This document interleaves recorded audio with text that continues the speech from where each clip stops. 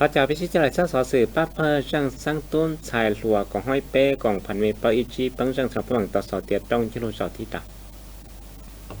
ต้องชิโรสอที่ตอนแต่ป้าเพอจังสังต้นชายหลัวของห้อยเป้ของพันเมปอีจีปังจังสำหรับเตาขี้เทียสอเตียเตานุตีเป้จะอีโรเป้หลิงดูสองออสเทหนึ่งเก่าเป้กองเขาพิจารณาต่อท่านในพันตีบุญซี่เหืองอารุณเล็กขาคณะบริหารงานจะสร้างต้นชายหลัวของพันเมปอีจีปังจังสัง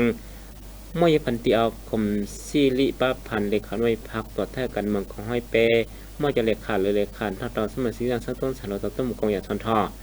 เขาพิธีน้อยพันตีบองเดือนสุดท้ายหรือเลขาคณะบริหารงานจะสร้างต้นสารหอกองพันเมปอิชิปังช่างสารฝั่งโคตาวเชื่อเราอย่างกระปอจงเต่าฝั่งจังสร้างต้นสารกรมสกัดปังช่างสารพระบางหายช่องการจอใจต่อป้าเพื่อจังสร้างต้นสารกองห้อยเป้ของพันเมปอิชิปังช่างสารพระบางที่ตรงยิรู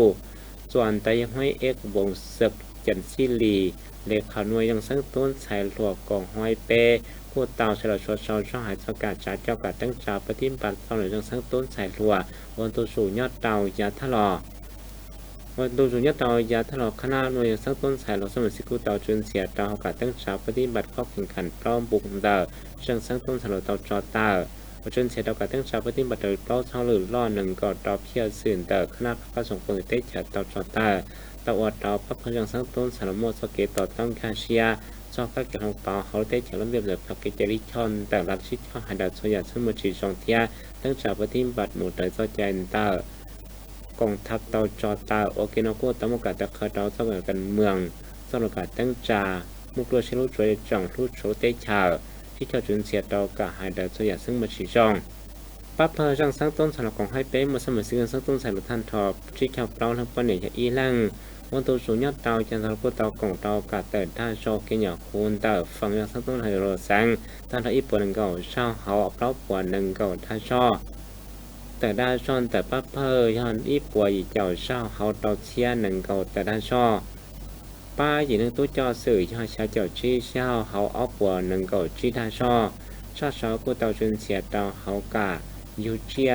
สิริยูจิมติท่านทอเปเชียพระปตตูบวชชีช่อจุจ่อเปทูเจ้าของเทเลเสียสื่อชาวต่อท่านทอจดเสียเอาปตกิโล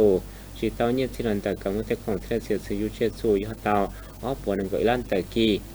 ส่วนตากดเตาเมื่อบ่ยังเห็นจะหลอดจอดเตาสมัยจังสักต้นสารจนเสียต่อการตั้งชาปฏิบัติจ้องเลยจังสักต้นเป้าบุกมาท่านทอยเป้าเชาเป้าแรงชาติสกุลเฉินเต้าเมื่อกาลุ่มสั้นต่อตุ้จอสื่อมือเซียนชีชองทอกยรพิธีนอกูเตาเมื่อกาปนบัดไซยัวคณะจังสักต้นไหนสุดเชียกับปนบัดจอนเตาปล่อยจงไซยัวเชื่อห้อยเอ็กหยุดสดี